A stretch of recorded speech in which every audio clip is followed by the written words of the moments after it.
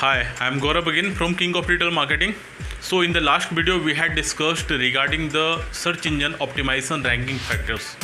Last video में हम लोगों ने बात किया था कि सर्च इंजन ऑप्टिमाइजेशन के रैंकिंग फैक्टर्स क्या होते हैं और मैंने आपसे प्रॉमिस भी किया था कि next video I will discuss regarding the myths of search engine optimisation ranking factors. क्या क्या मिथ्स हैं, क्या क्या अफवाह हैं search engine optimisation ranking factors के लिए, उसके लिए मैं वीडियो आपके लिए बना रहा हूँ। इसमें आपको क्या पता चलेगा कि वो कौन कौन से ऐसे फैक्टर्स हैं जिसके लिए हम लोग टेंशन तो ज़्यादा ले लेते हैं, लेकिन वास्तव में क्या होता है कि वो हमारे रैंकिंग फैक्टर्स नहीं होते हैं। वास्तव में वो सर्च इंजन ऑप्टिमाइजेशन के रैंकिंग फैक्टर्स बिल्कुल नहीं होते हैं। तो हम लोग आज 16 पॉइंट्स के ऊपर बात करेंगे। जैसा कि हमने 16 पॉइंट्स आपको रैंकिंग फैक्टर्स के बारे में बताया था, उसी तरह से 16 पॉइंट्स हमारे पास मिथ्स ऑफ रैंकिंग फैक्टर्स के भी हैं। वन बाई वन हम सारे पॉइंट्स को डिस्कस करते जाएंगे। तो पहले मैं आपको एक बार दिखा देता हूं कि कौन कौन से वो हमारे पॉइंट्स हैं, 16 पॉइंट्स। फर्स्ट पॉइंट हम लोग डिस्कस करने वाले हैं कि जो भी क्लाइंट्स के लिए आप अगर एसईओ का काम करते हैं तो उसका सबसे पहला सवाल होता है फर्स्ट रैंकिंग का, गूगल में फर्स्ट रैंकिंग के लिए। तो क्या कोई भी एसईओ एग्जीक्यूटिव या कोई भी एसईओ मैनेजर, एसईओ में कोई भी काम करने वाला पर्सन है, क्या वो आपको गारंटी दे सकता है कि आपको पहले रैंकिंग मिल जाएगी, आपको फर्स्ट रैंकिंग मिल सकता है? सेकेंड हमारा पॉइंट होगा SEO is one time investment. SEO सिर्फ वन टाइम इन्वेस्टमेंट है क्या? थर्ड हमारा जो पॉइंट होगा domain age, is domain age factor of SEO ranking. Fourth point होगा हमारा कीवर्ड इन डोमेन नेम। क्या डोमेन में कीवर्ड डालना हमारा एक रैंकिंग फैक्टर्स होता है? नेक्स्ट पॉइंट होगा हमारा पांचवा कीवर्ड टैग इन एचटीएमएल और core PHP websites. Sixth point होगा हमारा वैलिड एचटीएमएल, सीएसएस और जावास्क्रिप्ट। नेक्स्ट पॉइंट होगा हमारा सेवेंथ, वो होगा using sitemap.xml। 8 myths of SEO ranking factors. Only first rank of the website gets maximum clicks. 9th, length of the content.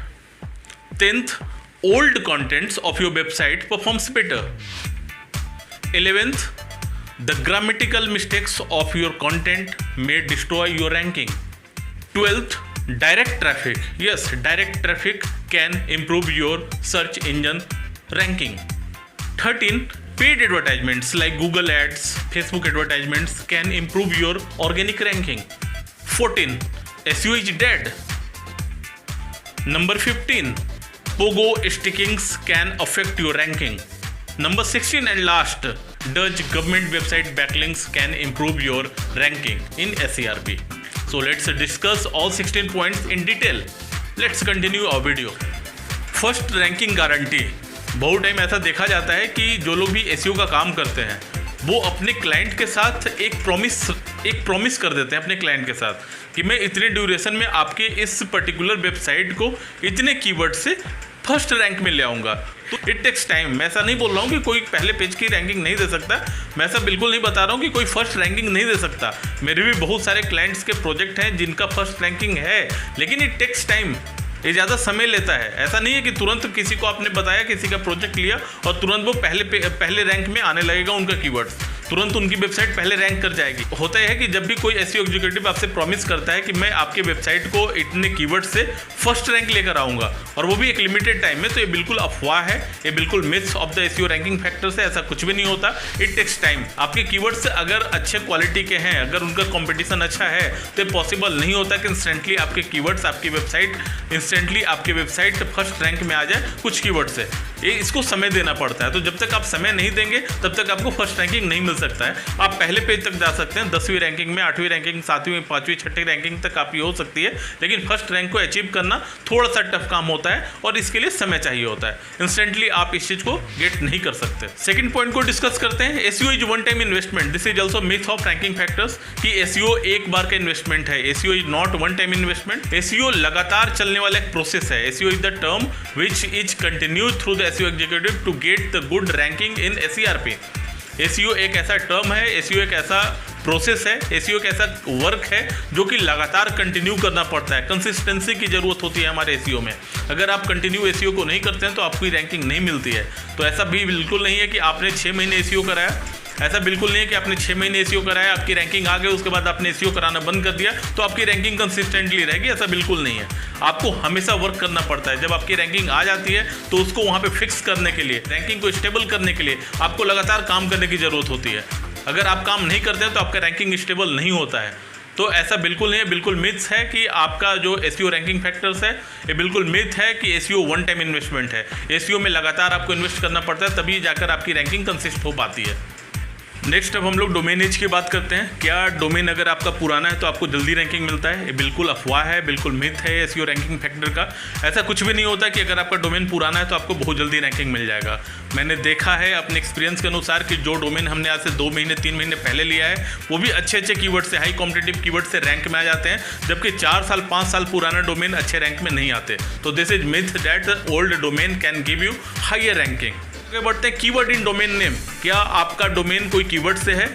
कोई भी एक एग्जाम्पल नाम का आपका सर्विस है, देन अगर आपने परचेज कर लिया example.com तो क्या आपको जल्दी रैंकिंग मिल जाएगी? ये भी एक मिथ है एसईओ का। ऐसा बिल्कुल अफवाह है कि आपको अगर आपका डोमेन आपके कीवर्ड से है तो आपको जल्दी रैंकिंग मिल जाएगी। एक छोटा सा एग्जांपल के लिए मैंने एक डोमेन परचेज किया था, मैं आपको बता रहा हूँ SEO services in Dubai.com। मैंने उसमें कुछ भी SEO नहीं किया, एक सिंपल सा वेबसाइट बनाकर छोड़ दिया, कुछ भी SEO नहीं किया, उसमें कोई बैकलिंक वगैरह नहीं बनाया अभी तक। ऐसे ही वो डोमेन हमारा पड़ा हुआ है, एक वेबसाइट बनाकर उसमें कंटेंट डालकर छोड़ा हुआ है। मैंने चेक करने के लिए इस डोमेन को परचेज किया था कि क्या कोई कीवर्ड नेम से अगर डोमेन परचेज करते हैं तो बिना वर्क किए वो रैंक कर सकता है, जो कि बिल्कुल मिथ है। अभी हमारे डोमेन को लगभग 2 साल होने वाले हैं, कोई काम नहीं किया गया उसमें, इसलिए उसकी कोई रैंकिंग नहीं है। ये बिल्कुल गलत है, अफवाह है बिल्कुल कि अगर आपका डोमेन आपके कीवर्ड से है तो आपको जल्दी रैंकिंग मिल जाएगी। ऐसा बिल्कुल नहीं होता है।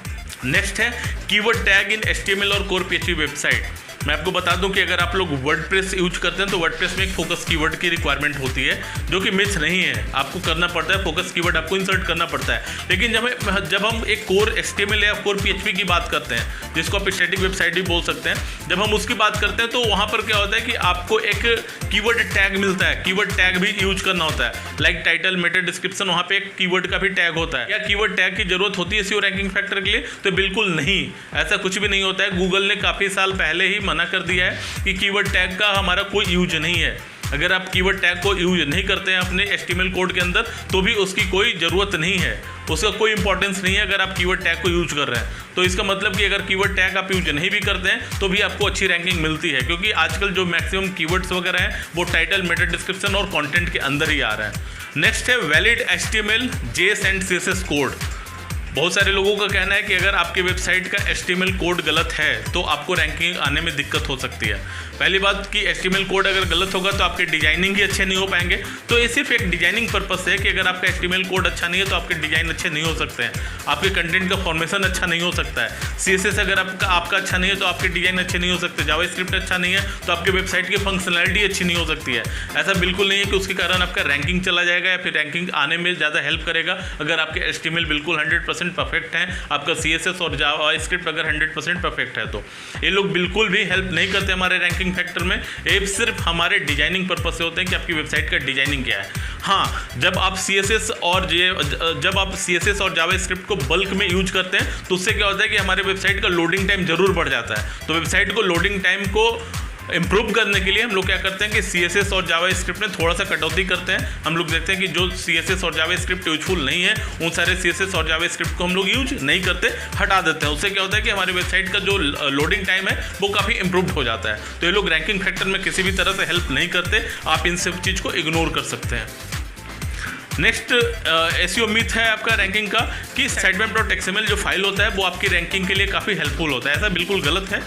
अगर sitemap.xml आपके वेबसाइट में नहीं है तो उससे रैंकिंग में कोई फर्क नहीं पड़ता है, उससे रैंकिंग में कोई फर्क नहीं पड़ता है। अगर आपके वेबसाइट में sitemap.xml नहीं है तो sitemap.xml क्या करता है कि वो हेल्प करता है हमारे क्रॉलर को क्रॉलिंग और इंडेक्सिंग करने में, वो हेल्प करता है। sitemap.xml क्या होता है कि this is the collection of all URLs of our website. हमारे वेबसाइट के सारे URL का एक कलेक्शन होता है और जब भी कोई क्रॉलर हमारे वेबसाइट में आता है तो वो सबसे पहले फाइंड आउट करता है कि हमारे वेबसाइट में sitemap.xml फाइल कौन सा है। अगर वो फाइल उसको मिल जाती है तो उसमें 1 by 1 सारे URL को 1 by 1 वो स्कैन करता जाता है, क्रॉल करता जाता है और इंडेक्स करता जाता है। sitemap.xml फाइल का सिर्फ इतना यूज होता है कि वो हमारे क्रॉलिंग में हेल्प करता है, ना कि हमारे रैंकिंग फैक्टर्स होता है कुछ। अगर sitemap.xml नहीं भी है तो बहुत सारी ऐसी वेबसाइट्स है जिसकी अच्छी रैंकिंग है, उनके अच्छे कीवर्ड से अच्छी रैंकिंग है। तो sitemap.xml आपको किसी भी तरह से रैंकिंग में हेल्प नहीं करता। नेक्स्ट है कि only first rank website get the maximum business. तो कुछ हद तक यहाँ पे बात सही होती है कि जो फर्स्ट रैंकिंग वाले वेबसाइट्स होते हैं उसको मैक्सिमम बिजनेस मिलता है। ऐसा इसलिए होता है क्योंकि मैं आपको एक रिकॉर्ड बताना चाहता हूँ कि जो फर्स्ट रैंकिंग वाले वेबसाइट्स होते हैं वो 37% ऑलमोस्ट ट्रैफिक को कवर करते हैं।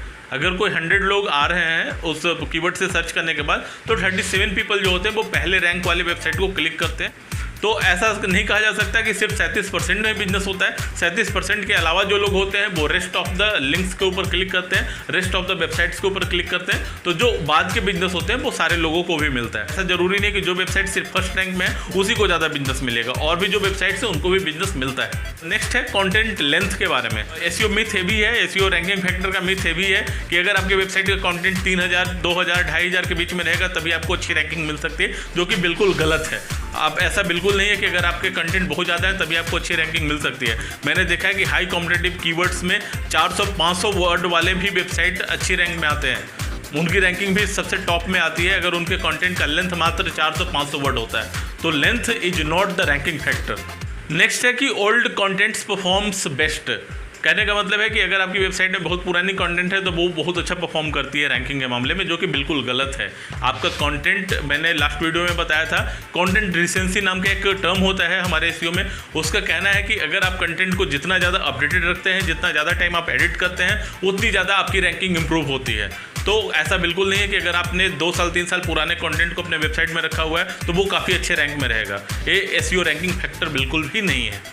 नेक्स्ट है हमारा कि ग्रामेटिकल मिस्टेक क्या हमारे रैंकिंग को डिस्ट्रॉय करता है। तो ग्रामेटिकल मिस्टेक हमारे यूजर एक्सपीरियंस पे फील बैड लाता है, हमारे यूजर एक्सपीरियंस को ख़राब करता है, ना कि रैंकिंग में कुछ उसका योगदान होता है। ग्रामेटिकल मिस्टेक से क्या होता है कि हमारे यूजर्स को पढ़ने में डिफिकल्टी होती है, वो समझ नहीं पाते, हम लोग बताना कुछ और चाहते हैं, उसका अर्थ कुछ और हो जाता है।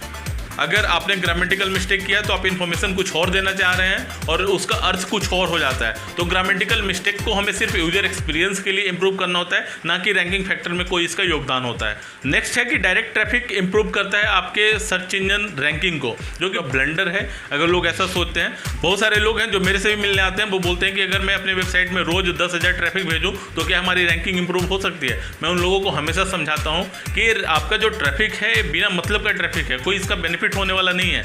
आप क्या करते हैं कि ट्रैफिक कोई भी वेबसाइट जहाँ पे हज़ारों विजिटर्स आ रहे हैं पर डे, वहाँ पे अगर आपने कोई लिंक लगा दिया है, उससे ट्रैफिक मिल रहा है, यहाँ उस ट्रैफिक से आपको बिजनेस मिल सकता है, आपके कन्वर्जन हो सकते हैं। उसको नेटिव एडवर्टाइजमेंट भी बोला जाता है। नेटिव एडवर्टाइजमेंट से आपको बिजनेस मिल सकता है, ना कि आपकी रैंकिंग इंप्रूव हो सकती है। अगर कोई डायरेक्ट ट्रैफिक मिल रहा है तो गूगल आइडेंटिफाई नहीं कर पाता कि आपकी वेबसाइट कौन से कीवर्ड को सर्च करने के बाद फाइंड आउट की गई है, उसके बाद आपको ट्रैफिक मिल रहा है। अगर उस तरह से जैसे कोई कीवर्ड को सर्च किया, आपकी वेबसाइट मिल रही है, उसके बाद आपकी वेबसाइट में आ रहा है, वो हमारा ऑर्गेनिक ट्रैफिक होता है। तो अगर आपकी वेबसाइट में ऑर्गेनिक ट्रैफिक आ रहा है तो उससे आपकी रैंकिंग इंप्रूव होती है, ना कि डायरेक्ट ट्रैफिक से आपकी रैंकिंग में कोई इंप्रूवमेंट होती है। तो ये बहुत बड़ा मिथ है हमारे एसईओ का। इससे आप बिल्कुल डिपेंडेंट ना हो कि अगर आपको डायरेक्ट ट्रैफिक मिल रहा है तो उससे आपकी रैंकिंग में कोई इंप्रूवमेंट होने वाली है। सेम इसी तरह का है नेक्स्ट हमारा 13 नंबर कि गूगल एड्स से, फेसबुक एडवर्टाइजमेंट से हमारी रैंकिंग इंप्रूव होती है। तो मैंने बताया कि जो भी हमारे सिर्फ ऑर्गेनिक ट्रैफिक होते हैं, सिर्फ ऑर्गेनिक ट्रैफिक ही हमारी रैंकिंग को इंप्रूव कर सकती है। ना ही कोई डायरेक्ट ट्रैफिक हमारे रैंकिंग को इंप्रूव कर सकता है, ना ही सोशल ट्रैफिक हमारे रैंकिंग को इंप्रूव कर सकता है, और ना ही कोई पेड एडवर्टाइजमेंट का ट्रैफिक हमारे रैंकिंग को इंप्रूव कर सकता है। पेड ऐड भी हमारे रैंकिंग में कोई हेल्पफुल नहीं होते, वो भी हमारे रैंकिंग को इंप्रूव नहीं कर सकते। So this is also myth of SEO ranking factors that you can get higher ranking due to paid advertisements in Google और फेसबुक। नेक्स्ट हम लोग बात करते हैं pogo sticking affects your ranking. Pogo sticking का नाम आपने सुना होगा, अगर आपने नहीं सुना है तो मैं आपको बताता हूँ पोगो स्टिकिंग होता क्या है। स्टिकिंग होता है कि आपने कोई कीवर्ड सर्च किया, बहुत सारे वेबसाइट के लिस्ट आपको मिल जाते हैं, आपने एक वेबसाइट फर्स्ट वाले वेबसाइट पे क्लिक किया, उनके वेबसाइट को इन्फॉर्मेशन को आपने विदिन 2 सेकंड 3 सेकंड देखा, आप बैक आ गए, उसी सर्च इंजन रिजल्ट पेज के आप दूसरे लिंक को क्लिक करते हैं, फिर उनकी वेबसाइट को रीड करते हैं। इट मीन्स कि पहले वेबसाइट में आप इंटर हुए, 1-2 सेकंड के बाद आप कम बैक कर गए, उसके बाद आप फिर से उनके कॉम्पिटिटर के वेबसाइट को आप विजिट करते हैं। तो इसमें क्या होता है कि ये पोगो स्टिकिंग कहलाता है एसईओ टर्म में। इससे हमारी रैंकिंग में कोई फर्क नहीं पड़ता है। ये थोड़ा सा कंफ्यूजियस टर्म है, बहुत सारे अभी भी रिसर्च हैं जो इसके ऊपर चल रहे हैं। इसमें होता क्या है कि अगर गूगल क्या कंसीडर करता है, आप इस चीज़ को थोड़ा सा क्लियर समझिए। गूगल क्या कंसीडर करता है कि अगर किसी ने आपकी वेबसाइट में क्लिक किया ऑर्गेनिक सर्च करने के बाद और आपकी वेबसाइट में आया, अगर वो इन्फॉर्मेशन से फुलफिल हो जाता है तो वो आपकी वेबसाइट को बंद कर देगा।